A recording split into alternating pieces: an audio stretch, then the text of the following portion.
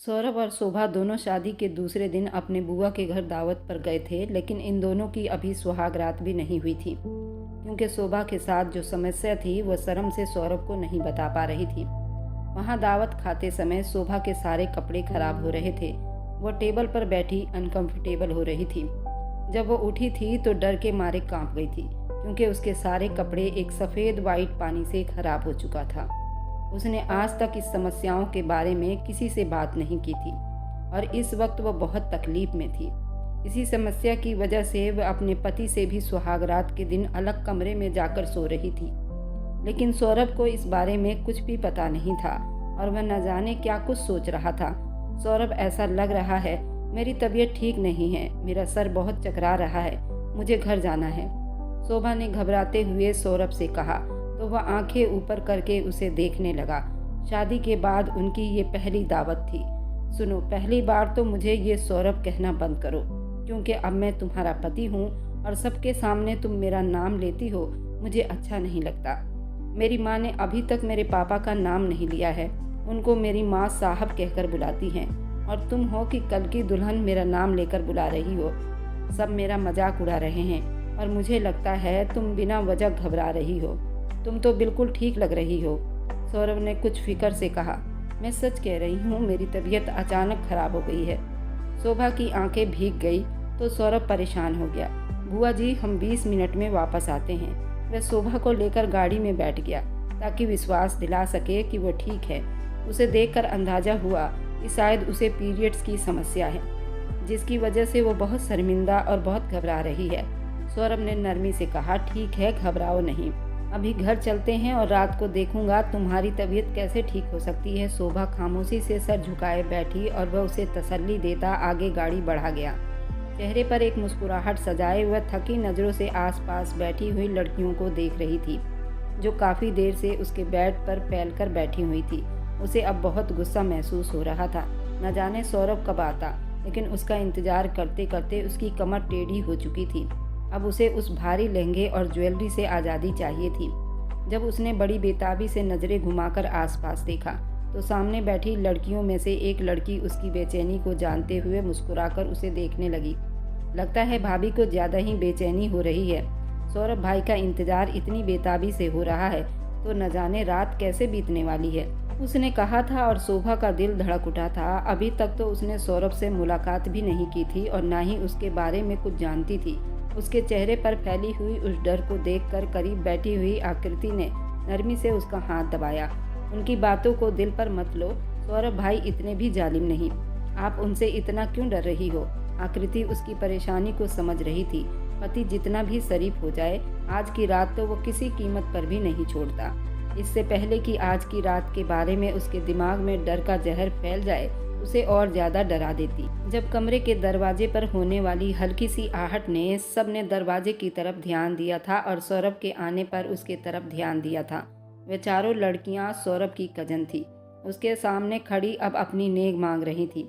कब से आपका इंतजार कर रहे हैं, पहले हमारा नेग निकालिए, आपको भाभी के पास जाने की परमिशन नहीं है। सौरभ ने मुस्कुराते हुए उन्हें पैसे दिए। उन सब की हथेलियों पर पैसे रखकर, बस अब इससे ज्यादा नहीं, वरना मेरी दुल्हन तुम लोगों के बारे में क्या सोचेगी। वह उनको कहता मुस्कुराया था। शोभा उसके इस तरह मुस्कुराहट को देखकर नजरें झुका गई थी। इसमें कोई शक नहीं था, वह बहुत ज़्यादा खूबसूरत थी। उसे जो कोई भी देखता तो देखता ही रह जाता। और शोभा के सामने जो मर्द खड़ा था वह भी बहुत ज़्यादा हैंडसम था। उसने कभी नहीं सोचा था कि इतना खूबसूरत आदमी उसके किस्मत में लिख दिया जाएगा। उसकी दादी कहती थी कि इसकी किस्मत बहुत अच्छी है, उसे सौरभ जैसा पति मिल गया है। लेकिन अब दिल की धड़कनें अपने चरम सीमा पार कर रही थी। कुछ दोस्तों ने उसे इस तरह डरा दिया था और जब यहाँ पर आई तो रही सही कसर उन लड़कियों ने पूरी कर दी थी। कुछ उसके बिगड़े हुए समस्या जो उसे तकलीफ से परेशान कर रहे थे, उन सब के कमरे से जाने के बाद सौरभ ने दरवाजे को लॉक किया और धीरे धीरे कदम उठाकर उसके पास आकर बैठ गया। शादी से पहले वह 2 बार उनके घर गया था, लेकिन शोभा ने उससे ज़्यादा बातचीत नहीं की थी। उस वक्त भी दिल की बेताबी अपने चरम सीमा पार कर गई थी। वह बार बार अपने होठों को कांपने से रोक रही थी, अपने हाथों पर आए हुए पसीने को साफ कर रही थी और उसका नर्वस होना सौरभ की आंखों से छुपा हुआ नहीं था। वह उसके पास बैठ गया, इतना पास कि उसके सांसों से निकलती गर्मी उसके फेस पर पड़ रही थी। वह भरपूर मर्द था, जवानी उस पर टूट कर बरस रही थी। जवानी के ताकत से उस नाजुक कली को अपनी मोहब्बत के जज्बातों से मसल देता और उसकी खुशबू का अपनी खुशबू से मिलाकर उसे ढेर कर देता। लेकिन न जाने क्यों वो अपनी ज़िंदगी के सबसे खूबसूरत पल एंजॉय नहीं कर पा रही थी और बिन वजह डर कर बैठी हुई थी। सौरभ ने हाथ बढ़ाकर नरमी से उसके ठंडे हाथों को थाम लिया और वह भी देखते हुए उसे थोड़ा दूर हो गई। सौरभ को हैरानी हुई थी उसके इस तरह के डर जाने पर, लेकिन फिर भी वह खुद पर काबू पाकर सौरभ की तरफ देखती रही, जैसे कि वह उसके इंतजार में बैठी हो। सौरभ के होंठ एक खूबसूरती सी मुस्कुराहट में ढीले हुए थे। आने वाले पल को अपनी ज़िंदगी में सबसे खूबसूरत पल बना देना चाहता था। मुझे अंदाज़ा नहीं था कि मेरी माँ की पसंद इतनी खूबसूरत होगी, वरना मैं कब का सारे इच्छाओं को उनके नाम कर देता। वो मेरी हर खुशी को इस कदर हसीन बना देती। वह उसकी तारीफ कर रहा था, लेकिन शोभा का दिमाग तो कहीं और ही अटका हुआ था। बस कहीं खोई आंखों से सौरभ को ही देख रही थी, जिसकी आंखों में खुमारी उतर रही थी। आज रात हमारे रिश्ते की हसीन शुरुआत होगी। आने वाली हर रात को मैं तुम्हारे लिए इस तरह खूबसूरत बना दूंगा कि तुम खुद को खुशकिस्मत समझती रह जाओगी। वह हल्का सा उसके तरफ झुका। उसके हल्के से झुकने पर भी शोभा का दिल उछलकर हलक में आ गया था। बेताबी भी अपनी चरम सीमा पार कर रही थी। वह नरमी से उससे मदहोश होती हुई सांसों के साथ अपने जिस्म में ढल रहा था और शोभा पानी की तरह बहती चली जा रही थी, जैसे पानी की लहरों में हलचल पैदा हो गई हो। वह बिल्कुल उसी तरह उसके जिस्म में भी एक हलचल पैदा हो गई थी और वह उस वक्त बहुत शर्मिंदगी महसूस कर रही थी। वह मुरझाई हुई रंगत, कांपता हुआ जिस्म, चेहरे पर फैली हुई डर और रात की दुल्हन होने के बावजूद वो बहुत डर में लग रही थी, जो अपनी बड़ी काली आंखों को उस आदमी पर गाड़े उसके तरफ देखे जा रही थी। वही बात जो उसके दिमाग में घूम रहे थे।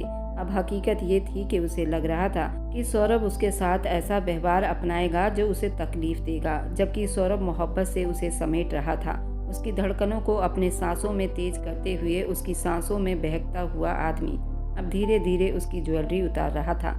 जिस तरह वह उसकी तारीफें कर रहा था, उसके दिल की धड़कन बढ़ती जा रही थी। शोभा के जिस्म पर कपकपी दौड़ रही थी।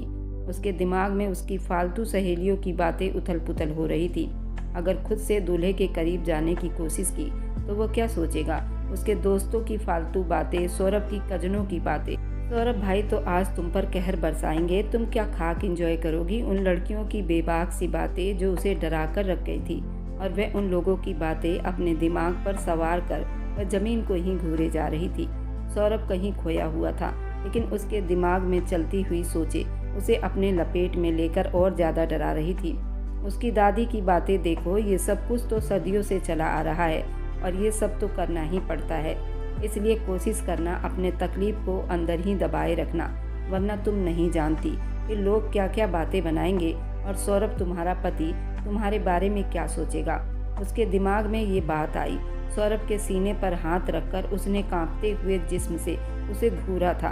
उसके चेहरे पर फैली हुई डर, आंखों में आई नमी, कांपते हुए होंठ। सौरभ ने अजीब नज़रों से उसके चेहरे को देखा था। देखो, कुछ भी नहीं, बस तुम्हें मेरी मोहब्बत में पिघल जाना है और कुछ भी नहीं। सब कुछ मेरे हवाले कर दो, मेरी आंखों में देखो। वो बेबाकी तेज सांसों से अपनी जान को अपने तरफ ध्यान दिलवा रहा था, लेकिन वह डर के मारे बेड से उतर गई। सौरभ को उसने अपने पास नहीं आने दिया था। नहीं नहीं, मैं ऐसा कुछ नहीं करूँगी। वह जल्दी जल्दी बात करते बराबर अपने सर को ना में हिला रही थी। उसके जिस्म से बहती हुई पीरियड उसे और शर्मिंदा कर देने के लिए काफ़ी थी। क्या सोचेंगे वो मेरे बारे में? नहीं नहीं, मैं ऐसी हालत में बिल्कुल भी आपके करीब नहीं आ सकती। मैं ऐसी लड़की नहीं हूँ। अपने दिल पर हाथ रखते हुए वो बेकाबू 2 कदम दूर हो गई। आप मेरे पास नहीं आ सकते, उसने कह दिया था और सौरभ को हैरानी हुई। क्या मतलब तुम्हारा? वह अभी अभी उसके मोहब्बत के चाहत में आगे बढ़ रहा था, जैसे उसके हर बात को समझने की कोशिश कर रहा हो, उसके शर्म को दूर करने की कोशिश कर रहा था। सौरभ प्लीज, उसकी सांसें अब तेज हो रही थी। वह जिस बेचैनी में थी, उसका डर पल भर बढ़ते चले जा रहा था। अब सौरभ ने नरमी से उसके हाथ थाम लिए। ओके, रिलैक्स, तुम्हें मुझसे डरने की कोई ज़रूरत नहीं, मेरी बात सुनो। लेकिन शोभा उससे इस तरह डर रही थी। वहाँ से वह बाथरूम की तरफ भागी थी, वहाँ बंद हो गई। वहीं फर्श पर बैठती हुई अपने पेट पर हाथ रखकर सिसक उठी थी। हे भगवान, इतना तकलीफ, इतना डर जो आज उसकी जान निकालने के लिए काफ़ी था। दरवाज़ा खोलो शोभा, मेरी बात सुनो, दरवाज़ा खोलो, मैं तुमसे बात करना चाहता हूँ। सौरभ बेताब था। प्लीज़ आप चले जाओ कमरे में या फिर सो जाओ, मैं आपसे कोई बात नहीं करना चाहती। वह रो रही थी। वह अभी तक उसके रोने की आवाज़ समझ नहीं पा रहा था। आखिर वह उसके हाथ क्यों नहीं आ रही थी। ठीक है, मैं तुम्हारे पास नहीं आऊँगा, कुछ नहीं कहूँगा तुम्हें, लेकिन बाहर तो आ जाओ। सौरभ ने आखिरी बार आजमाया था, लेकिन फिर भी वह वहीं ठंडे फर्श पर बैठी रही। मैं बाहर नहीं आऊँगी, आप प्लीज़ सो जाइए, वह कह गई थी, और उसके शब्द से ही उसकी तकलीफ का अंदाज़ा हो रहा था। सौरभ को हैरानी हुई थी। उसने बहुत कुछ सोच रखा था। उसके सपनों का महल बहुत ऊंचा था। उस वक्त उसका सपनों का महल टूटता हुआ बिखर गया था। वह अजीब सी बेताबी उसके जिस्म को जलाने लगी थी। वह चुपचाप चेंज करके बालकनी में चला आया। ठंडी हवाओं ने उसके अंदर फैली हुई आग को थोड़ा कम करने की कोशिश की थी, लेकिन वह आग किसी तरह बुझने का नाम नहीं ले रही थी। आखिर क्या था जिसने उसे मुझसे दूर कर दिया था। वह खुद से सोच सोचकर उसका दिमाग फट रहा था। वह इतनी डरी हुई क्यों थी, मेरे पास क्यों नहीं आ रही थी, जबकि वह तो उसे इतनी मोहब्बत से समेट रहा था और किसी भी तरह का जुल्म उस मासूम पर नहीं करना चाहता था। लेकिन फिर भी क्या उसे किसी ने कुछ भी नहीं समझाया होगा इस रात के बारे में। वह खुद भी गुस्से में था। उसकी उम्र करीब 22 साल की तो हो चुकी है। आजकल के ज़माने में उसको हर चीज़ के बारे में पता होना चाहिए था। वह अपने हाथों को अपने सर में घुमा रहा था और वह ठंडी हवाओं में न जाने किन किन सोचों से गुजर रहा था। उसके दोस्त की बातें उसके दिमाग में घूम रही थी। उसके दोस्त ने अपनी पत्नी को सुहाग रात के दिन ही डिवोर्स दी थी, क्योंकि उसकी पत्नी किसी और लड़के को चाहती थी और उसे अपने करीब नहीं आने दिया था।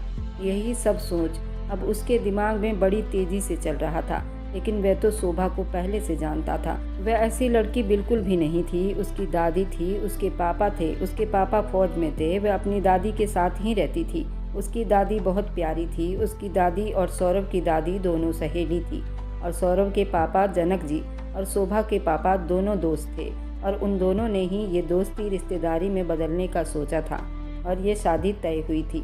सौरभ शोभा को जानता था। उसने कभी शोभा को फालतू घूमते या किसी से बात करते नहीं देखा था। वह बिल्कुल सीधी सादी लड़की थी। उसकी तो कोई सहेलियाँ भी नहीं थी। बस स्कूल में 2-3 सहेलियाँ थीं। आस पड़ोस में वह कभी बाहर नहीं निकलती थी, और यही बात उसके दिमाग में घूम रहा था।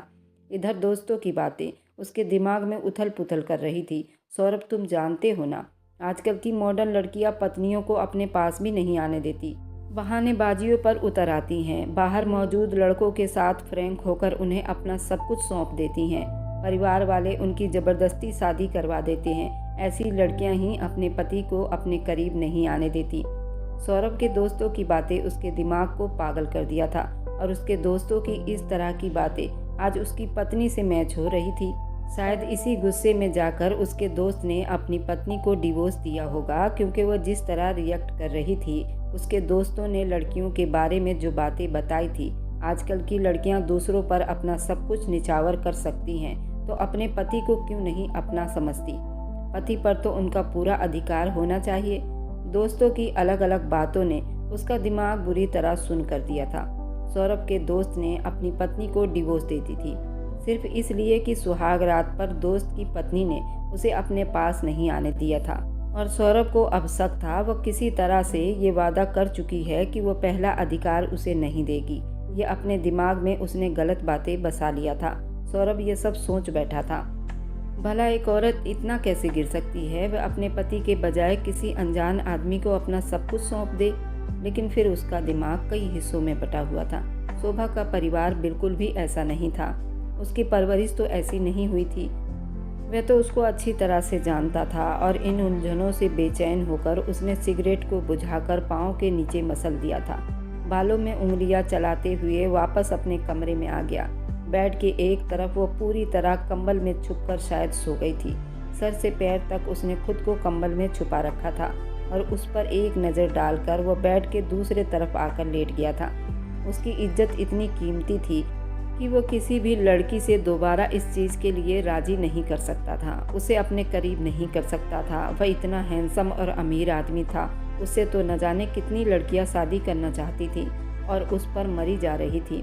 उसके दोस्तों ने उसे कितनी बार ऑफ़र दी थी, लेकिन वह हमेशा उन सब से दूर रहता था। सिर्फ इसलिए कि वो ये हक अपनी पत्नी को ही देगा जो उसकी हकदार होगी, उसके अलावा वो किसी को नहीं देगा। लेकिन उस वक्त अपनी पत्नी का इस तरह का रिएक्ट करना उसे बहुत तकलीफ दे रहा था। अलग अलग सोचों का जाल उस पर हावी हुआ तो नींद की लपेट ही उसे आखिरी रास्ता सूझा, और नींद जब उसे अपनी लपेट में ले लिया तो एक सुकून उसके चेहरे पर फैलता चला गया। सुबह उसके जागने से पहले ही वो कमरे से जा चुकी थी। उस वक्त वह नीचे आई जब जानकी देवी नौकरानी से कहकर नाश्ता बनवा रही थी अपने और जनक साहब के लिए। उसे देखकर वह नरमी से मुस्कुराते हुए उसकी तरफ बढ़ी। शादी की पहली सुबह, बधाई हो बहू, मेरा बच्चा। उन्होंने खूबसूरती से मुस्कुराते हुए उसे अपने साथ लगाया और अपनी जांचती हुई नज़रों से उसका जायजा लिया था। पीठ पर बिखरे हुए गीले बाल उन्हें खुशी में डाल रहे थे। यूँ लग रहा था जैसे कि वो बड़ी तसल्ली में हो गई हों, लेकिन हकीकत क्या थी इस बात से तो वह अभी अनजान थी। Thank you so much mummy ji. माँ जी, क्या पग फेरे का रस्म नहीं होगा? मैं अपने घर जाना चाहती हूँ। उसने इस रस्म के बारे में पूछा तो जानकी देवी ने नरमी से उसके हाथ थाम लिए। मैंने तुम्हारी दादी को खुद ही मना कर दिया कि उन्हें किसी तरह की फालतू रस्म रिवाज में पड़ने की ज़रूरत नहीं। बच्चे जवान हैं और अभी उनको एक साथ रहने दिया जाए, एक दूसरे को समझने दिया जाए तो ही अच्छा रहेगा। वह थोड़ी बूढ़ी औरत हैं और इस तरह उनको परेशान करना, रस्मों के नाम पर उन्हें परेशान करना, ये तो मुझे बिल्कुल भी अच्छा नहीं लगता। अगर तुम्हें अपने घर जाना ही है तो तुम अपने पति के साथ उनके घर जा सकती हो। वैसे उनको परेशान करने की कोई ज़रूरत नहीं। जानकी देवी ने मुस्कुराते हुए नरमी से उसे देखकर कहा तो वह शर्म के मारे अपना सर झुका गई। ये तो उसकी खुशकिस्मती थी कि उसे इतनी अच्छी सास मिली, वरना आजकल कहाँ ऐसी सास मिलती हैं। ये दोनों परिवार पहले से ही दोस्ती में थे, अब इन दोनों की शादी करके रिश्तेदारी में बदल दिया था। उन्होंने उसी वक्त फैसला कर लिया था वह उसको छोटी बहू जरूर बनाएंगी। उनके 3 बेटे थे। बड़े 2 बेटे अपने कारोबार में अलग काम कर रहे थे। छोटा सौरभ उनके साथ ही था, जिसने अपने बलबूते पर अपने पिता के कारोबार को भी आगे बढ़ाया था और साथ ही साथ अपनी सॉफ्ट ड्रिंक की दुकान भी संभाल रहा था। और यही वजह थी कि वह घर के इंतजाम बहुत अच्छे तरीके से चला लेता था। जानकी देवी अपने लाडले बेटे की वजह से बहुत खुश और तसल्ली में थी। जनक साहब ने भी अब अपने काम से रिटायर्ड ले ली थी और पूरा वक्त अखबार में बिजी रहते। जानकी देवी अपने घर में बने बगीचों में उलझी रहती, जहां उन्होंने तरह तरह की सब्जियां और फूल पौधे लगाए थे। अब उम्र के उस हिस्से में यही सबसे बड़ी समस्या थी। अपनी नींद से भरी हुई आंखें खोलकर बेड के दूसरी तरफ देखा था, जहां अब शोभा मौजूद नहीं थी। कमरे का दरवाज़ा खुला था, यानी उसके जागने से पहले ही बाहर चली गई थी। उठते हुए उसने बेड से टेक लगा लिया और अपने बालों में उंगलियां चलाने लगा। उसने सोचा नहीं था शादी की पहली सुबह ऐसी बीतेगी। कुछ देर समस्याओं और वक्त पर गौर करने के बाद वह उठा और फ्रेश होने चला गया। फ्रेश होकर वह नीचे आया तो वह तीनों टेबल के आसपास बैठे खुश दिखाई दे रहे थे। वह हल्की फुल्की बातचीत करते हुए मुस्कुरा रही थी। सीढ़ियाँ उतरते हुए उसने एक नज़र उसके चेहरे पर डाली और दोबारा नज़रों का मुंह मोड़ लिया। वह अब बस उस पर ज़्यादा ध्यान नहीं देना चाहता था। उसने सोच लिया था अब उस वक्त उसके पास जाएगा जब वह खुद उसके करीब आना चाहेगी, वरना नहीं। उसने अपनी इज्जत और घमंड सबसे ऊपर रखा हुआ था। वह सौरभ था, कोई आम इंसान नहीं था। वह ऐसे भी किसी के कदमों में आने के लिए उससे भीख नहीं मांगता। उसके चेहरे की रंगत बदली थी। उसने अपने झुके हुए सर को और ज़्यादा झुका लिया। सौरभ उसके पास ही कुर्सी पर बैठ गया। जानकी देवी ने नरमी से उससे बात की, उठो और सौरभ को नाश्ता दो। वह चाहती थी वह उससे बातचीत करे और अपने अंदर के डर और झिझक शर्म को ख़त्म कर दे। न जाने उन्हें ऐसा महसूस होने लगा जैसे सौरभ के चेहरे पर वो चमक और रौनक नहीं है जो होनी चाहिए थी। उनका बेटा बहुत हंसमुख और खुशमिजाज लड़का था। वो हमेशा से हर वक्त हंसता मुस्कुराता रहता था। बहुत ज़्यादा गंभीरता उसके चेहरे पर अच्छी नहीं लगती थी, लेकिन उस वक्त वह काफ़ी गंभीर नजर आ रहा था। नाश्ता देते हुए भी उसके हाथ धीरे धीरे कांप रहे थे। सौरभ ने एक भरपूर नज़र उसके चेहरे पर डाली। उसका चेहरा बिल्कुल पीला पड़ रहा था। वह बहुत ज़्यादा डर रही थी, उसमें कोई शक नहीं था। वह बहुत ज़्यादा खूबसूरत थी और हल्के मेकअप ने उसे और खूबसूरत बना दिया था। ऊपर से उसके चेहरे पर फैली हुई लटों ने उसे और ज़्यादा खूबसूरत बना दिया था। सौरभ ये सब कुछ समझने से परहेज कर रहा था। वह इतनी चुप, इतनी डरी हुई क्यों है, जबकि जिस डर से वह गुजर रही थी किसी को क्या मालूम था। उसे तो बहुत हंसता मुस्कुराता होना चाहिए था, लेकिन उसके बाद भी वो बहुत डरी हुई थी।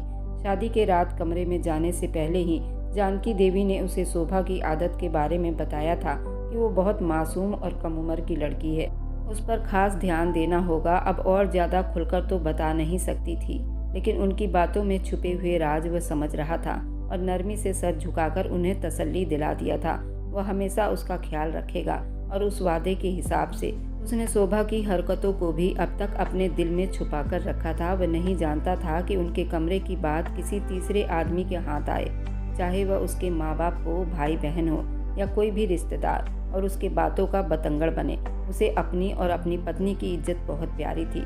रस्म के तौर पर उसकी दादी उसे मिलने आई तो उसे उसके साथ ही भेज दिया गया था। उसकी दादी पूरे मोहल्ले के लिए स्वेटर बुना करती थी। उसके दादा की पेंशन से ही उनका पूरा गुजर बसर चलता था। उसके पापा की पूरी कमाई सेव की जाती थी ताकि शोभा का फ्यूचर अच्छा हो, लेकिन उनकी अचानक होने वाली मौत ने सब कुछ बिखेर दिया था। उसकी माँ तो उसके पैदाइश के वक्त ही इस दुनिया को छोड़कर चली गई थी। उसके पापा ड्यूटी संभाल रहे थे और विदेश में कमा रहे थे। उनकी बेटी दादा दादी के साथ रहती थी। दादी उसे संभाल रही थी। दादी पुराने ख्याल की औरत थी। उसे पीरियड्स आए और उसके बाद उसको सफ़ेद पानी की भी प्रॉब्लम थी। उसको सारा महीने सफ़ेद पानी आया करता था, जिससे वो बहुत कमज़ोर और परेशान हो जाती थी। उसने ये बात किसी को नहीं बताई थी। जब दादी उसके कपड़े धोती थी तो उनको अंदाज़ा हो गया था पुराने ख्याल की थी। इस बारे में किसी से बात करना बुराई समझती थी और ये बीमारी का इलाज शादी समझती थी। उनको लगता था अगर शोभा की शादी हो गई तो ये समस्या दूर हो जाएगी, क्योंकि उनके दिमाग में ये बात ऐसे ही आई थी, और अगर ये बात बाहर की जाए तो बुराई हो जाएगी, लड़की के कैरेक्टर पर बात आएगी। इस वजह से उन्होंने ये बात छुपा ली थी और शोभा की जल्दी शादी कर दी थी ताकि इस समस्या से वो बाहर आ जाए। कि उनको इस समस्या के लिए डॉक्टर से बात करनी चाहिए थी, लेकिन उन्होंने डॉक्टर से बात करना भी ज़रूरी न समझा। उन्होंने समझा अगर डॉक्टर से बात की जाए तो ये लड़की बदनाम होगी, और यही जाहिलपन की वजह से आज उसके साथ इतनी बड़ी समस्या थी। ना तो ये बात किसी को बता पा रही थी। शादी हो जाने के बाद भी वह अपने पति से बहुत शर्मा रही थी और उसकी हालत बहुत ख़राब थी। इसी वजह से उसे हर पल अपने माँ बाप की याद सताती थी। उसकी इतनी बड़ी समस्या कैसे हल होती, और वह दिन ब दिन कमज़ोर होती जा रही थी। उसके दिमाग में भी दुनिया की बहुत सारी बातें थी जो उसकी सहेलियों ने उसके दिमाग में डाला था, और फिर दादी ने भी तो यही कहा था। जानकी देवी ने उसकी चुप्पी को नोट किया तो मुस्कुराते हुए उसके सर पर हाथ रखा था। क्या बात है बहू, इतना चुप क्यों हो? जिस तरह तुम जिद कर रही थी कि तुम अपने दादी के साथ जाओगी, ये तो बुरी बात है। मेरी जान, अब तुम्हारा घर यही है और तुम्हें सौरभ की मर्जी के हिसाब से ही चलना चाहिए। उसने वहाँ पर उनसे बहुत जिद लगा ली थी। वह नहीं चाहती थी कि ये रात भी किसी तरह के दबाव का शिकार हो जाए। न जाने क्यों उसे लग रहा था जैसे सौरभ गुस्से में ये उम्मीद कर रहा था वह उसे मनाए, लेकिन वह तो उसके पास जाना तो दूर की बात थी, उसका नाम सुनकर ही डर रही थी। उसे मनाना, उसे एहसास दिलाना वह उसके लिए हिम्मत रखता था। दादी, मुझे आपके पास रहना अच्छा लगता है, मुझे कुछ दिनों के लिए अपने पास रोक लो, उसने कह दिया। और उसकी सास जानकी देवी को ये बहुत बुरा लगा था। उसका ये कहना, ये मेरा घर नहीं बल्कि ये तुम्हारा घर ही है, यहाँ तुम्हारा मन क्यों नहीं लग रहा? शादी को आज दूसरा दिन बीता है, तुम्हें अपने पति के साथ रहना चाहिए, यही तो दिन होते हैं मोहब्बत बांटने की मेरी बहू। वह नरमी और प्यार से उसे अब समझा रही थी। वो मन ही मन कह रही थी, मुझे उनसे बहुत डर लगता है, मैं उनसे बात नहीं करना चाहती, उनके करीब जाने में भी मुझे डर लगता है।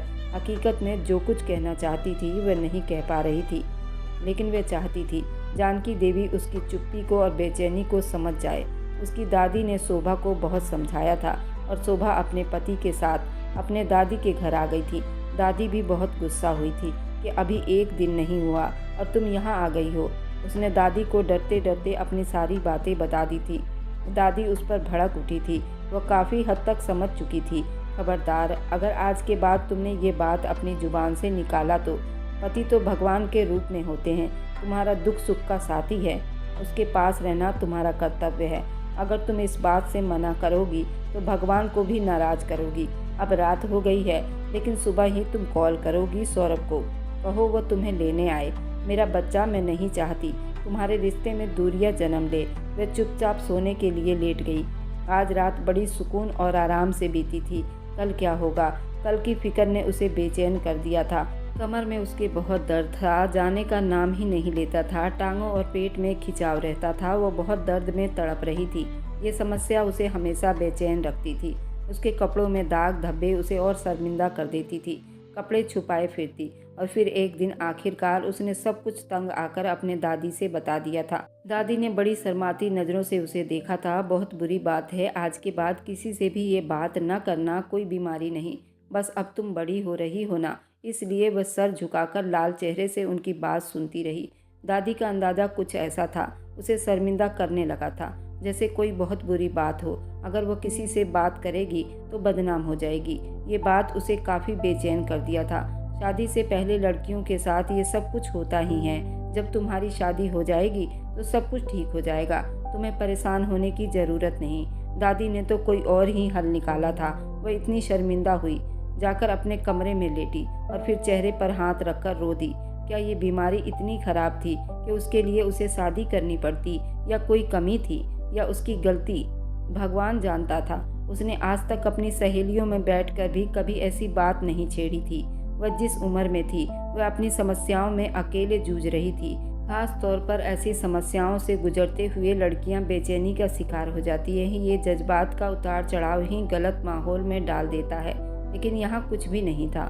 वह हमेशा उन सब से डरती रही। दादी ने जिस तरह उसे पूजा पाठ और हर चीज़ का परहेज बताया था, वह भी उसे हमेशा करती आई थी। लेकिन आज दादी से ये सब बताना उसे बहुत शर्मिंदा कर रहा था। बार बार खुद को रोक रही थी। आंसू उसके गालों पर अटक रहे थे। अब उसे ये सब कुछ दादी से नहीं बताना था। इस सब में उसकी क्या गलती थी? फिर उसने चुप रहना अच्छा समझा। वह अंदर ही अंदर ये सब उसे किसी दीमक की तरह चाट रहा था। शोभा की सौरभ के करीब न आने की सबसे बड़ी वजह यही थी, खुद में विश्वास की कमी और बहते हुए आंसू। अगर सौरभ ने उसे गलत लड़की समझ लिया तो वो क्या कहेगी? वह उसे ज़्यादा कुछ सोचना ही नहीं चाहती थी। उस रात भी वो देर रात तक जागती रही। अनजाना सा डर उस पर हावी हो रहा था। न जाने कितनी देर वह छत को घूरती रही। काश वो हमेशा के लिए यहीं रुक जाए, ये दोबारा सौरभ के घर न जाए। लेकिन हर काश के बाद सवालिया निशान रह जाते हैं। काश को अपनी ज़िंदगी से मिटाने के लिए हकीकत को स्वीकार करना ही पड़ता है। फिर उसी राह पर चलना पड़ता है जो हमारे लिए ठीक होती है, क्योंकि काश के सहारे तो कभी ज़िंदगी नहीं चलती। काश से आगे निकलकर अपने लिए रास्ता खुद ही बनाना पड़ता है। अगली सुबह सचमुच सौरभ उसे लेने आ गया था। गाड़ी में अजीब सी चुप्पी छाई हुई थी। उसी चुप्पी को तोड़ने के लिए सौरभ ने पहल की थी। क्या तुम आइसक्रीम खाओगी?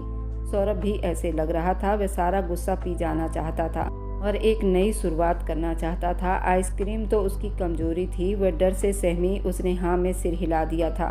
वह उसके उस मासूमियत पर सौरभ मुस्कुराकर रह गया था। तुम्हें कौन सा फ्लेवर अच्छा लगता है? वह बातों बातों में उससे बातें करने की कोशिश कर रहा था। चॉकलेट। उसके कहने पर वह प्यार से मुस्कुराया। यानी हमारी पसंद बहुत मिलती जुलती है। वह मुस्कुराते हुए नज़रों से उसे देख रहा था और वह सर झुका गई। आइसक्रीम खाने के बाद वह उसे शॉपिंग करवाने ले आया और अपनी मर्जी से 2-4 ड्रेस उसे खरीद कर दे दिया था। उसने सोच लिया था अपने रिश्ते में अब ये सब शर्माना लजाना ख़त्म करना बहुत ज़रूरी है। गलतफहमियों से दूर रहना पड़ेगा। एक नई शुरुआत करेगा। उस लड़की को मौका देकर मोहब्बत से अपने पास करेगा ताकि अपनी नई ज़िंदगी की शुरुआत करे। वह अपने दिमाग में फालतू सोचों को नहीं लाना चाहता था, क्योंकि वह उस लड़की के करैक्टर को अच्छी तरह से जानता था, तो फिर उस लड़की पर शक नहीं कर सकता था। लेकिन उसके छुपे राज को वह जानना चाहता था। आखिर वह इतना क्यों घबराई है और इतनी कमज़ोर क्यों लग रही है? क्या सौरभ की मोहब्बत की शुरुआत कामयाब हो पाएगी?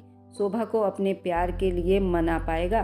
क्या शोभा अपना डर और शर्म सब कुछ छोड़कर उसको अपनी समस्याओं के बारे में बता पाएगी या नहीं? या फिर इन दोनों का भी डिवोर्स होगा? इसका अगला भाग बहुत दिलचस्प रहने वाला है, तो इस कहानी को मिस ना करें। और मेरी वीडियो आप लोग जहाँ कहीं से भी देखते हैं, कमेंट में अपने शहर और राज्य का नाम ज़रूर बताएं। मुझे आप लोगों के कमेंट पढ़ने में बहुत आनंद आता है और उन सभी का मैं बहुत बहुत धन्यवाद करना चाहती हूँ जो लोग मेरी वीडियो को देखते हैं, लाइक करते हैं और शेयर करते हैं। अगर आपको आज की कहानी पसंद आई है तो वीडियो को ज़रूर लाइक कीजिएगा और अपने दोस्तों के साथ शेयर भी कीजिएगा। और हाँ, अगर आपने अभी तक हमारे चैनल को सब्सक्राइब नहीं किया है तो ज़रूर सब्सक्राइब कर लें। मिलते हैं हम अपनी कल की एक और नई दिलचस्प कहानी के साथ। मुझ पर सदा अपना प्यार और स्नेह बनाए रखें। सभी को मेरा प्यार भरा नमस्कार। दोस्तों खुश रहें, स्वस्थ रहें, मस्त रहें।